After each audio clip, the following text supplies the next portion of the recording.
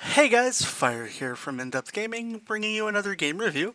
This time we're checking out Justice Sucks Tactical Vacuum Action Plus.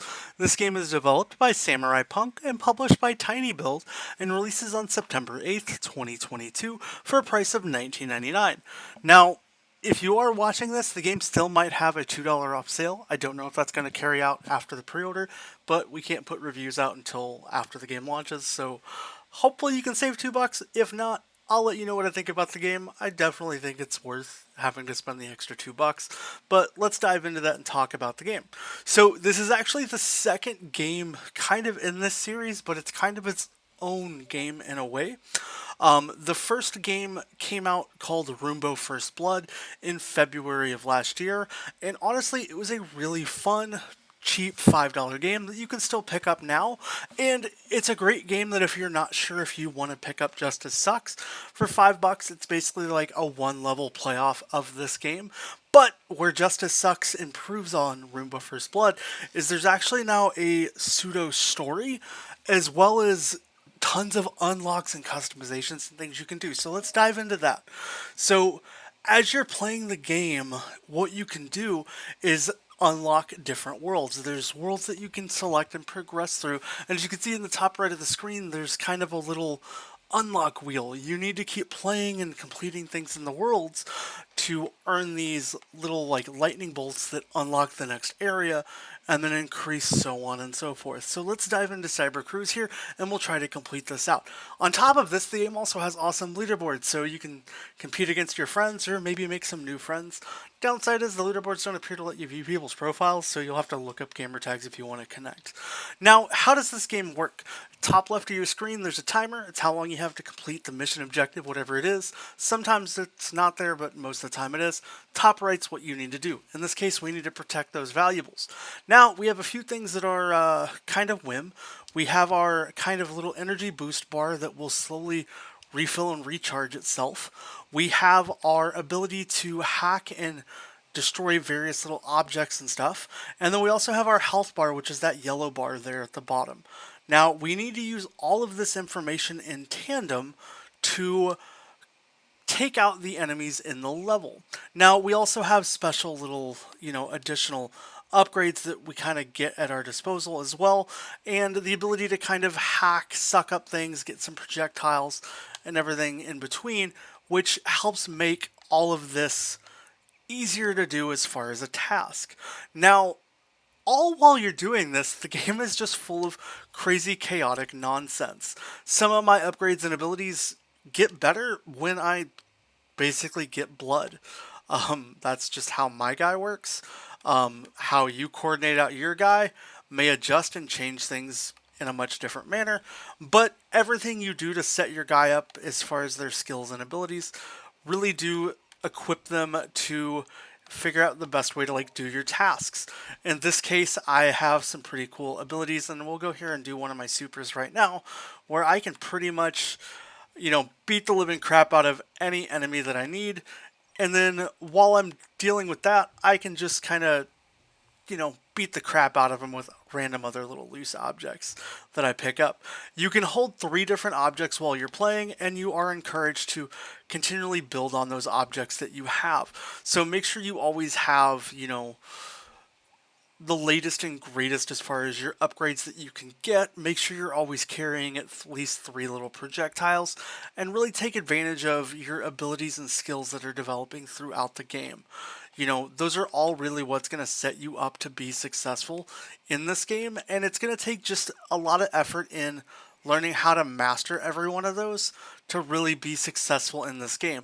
It's a game about managing all your skills and setting up the expectation of learning how to chain everything together to do, the best combos that you possibly can. And, it's just going to take, like I said, a lot of skill and patience, but if you really take the time to master every one of those abilities, it's really going to help lead you off in the long run to be extremely successful in this game, but also not get yourself too overwhelmed at the same time.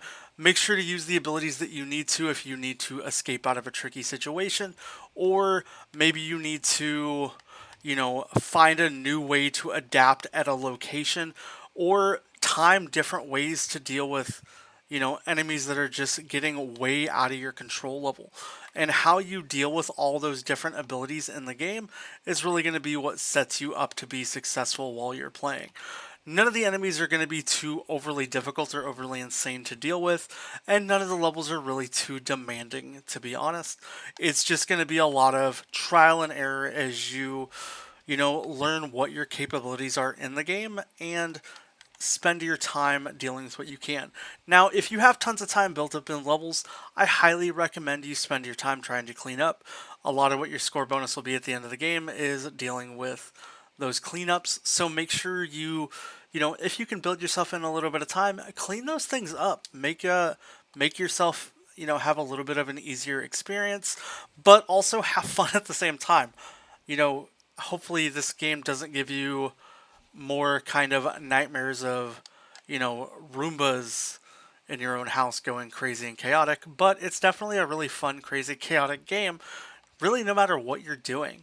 As you try to just navigate around the levels, one thing I really enjoy about this game is there's just a lot of variety compared to Roomba First Blood in Justice Sucks, where there's just more things to do. I love the upgraded skill tree that honestly kind of lets you upgrade at your own pace. You don't need to necessarily go after, the same exact upgrade progression as everybody else. You can go after the challenges that are going to be, what you want to go after, and then set yourself up with those challenges to be as successful as you can. I love being able to focus towards certain upgrades as I progress toward the levels, and then seeing, maybe this upgrade works better in this game over this other upgrade that I thought could have been better. And just mix and matching your different abilities to set yourself up in the best possible way to climb those leaderboards, all while continuing to progress the really kind of quirky comical story that's presented with the game. As far as visuals, I love the style of this game. It's the exact same as how Roomba First Blood came out, then just with its insanely goofy, reminds me of the what's the Mr. Clean guy just holding a Roomba every time I'm playing, and that's all I can really think about is I'm just a badass Mr. Clean cleaning things. I get it. I'm a Roomba cleaning things. At the end of every mission, you'll get this kind of score breakdown, and then as you progress through and unlock different areas, you'll also get cutscenes and everything that you can also deal with and tolerate. Darn you, Cheetah Guides, for just beating me out in that mission, but maybe if I wasn't talking, it would have been a little easier to edge him out.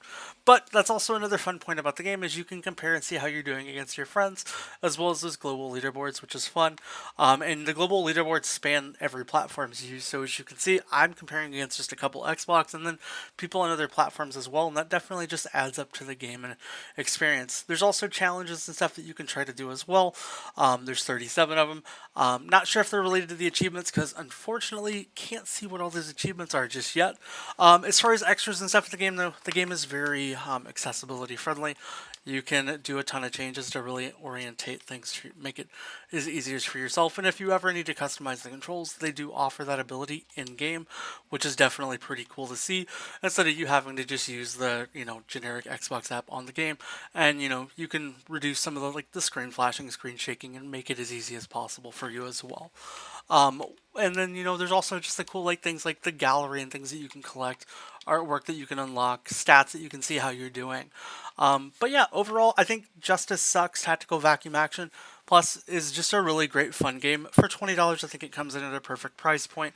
The whole package across the game as far as visuals, audio, story, quirkiness, goofiness, all really make for a really solid game, and I definitely would recommend this. As far as a buy-sell pass, it's a definite buy in my book, and if you're hesitant in any capacity, go pick up for $5 Roomba First Blood.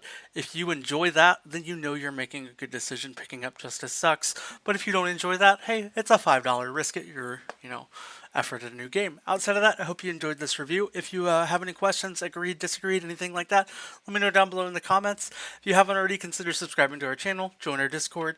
I hope you have a great rest of your day. We'll catch you next time.